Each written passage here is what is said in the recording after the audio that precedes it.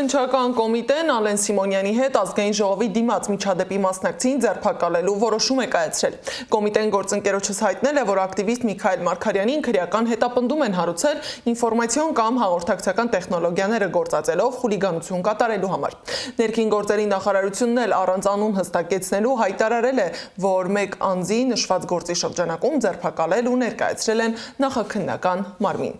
Միքայել Մարգարյանի որդին էր ձերբակալությունից հետո պատմել է, թե ինչպես են ձերբակալել հորը։ Եկան մեր տուն սպեցնազով, գրաժդանսկի շորերով եւ սովորական ոստիկաններ, մոտավորապես մի 15-ից 20 հոգի մարդ, առանց որևիցե բացատրելով, բայց կալանքի թուղթ ներկայացնելով, բայց բռնի ենթարկեցին, չթողեցին կամավոր դուրս գա, դա կատարվեց հենց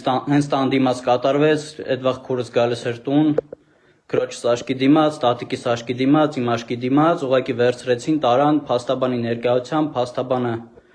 ուզեցավ հարցնի որտեղ են տանում, ոչ մի բան չպատասխանեցին եւ տարան իմ հորը անհայտ ուղղությամբ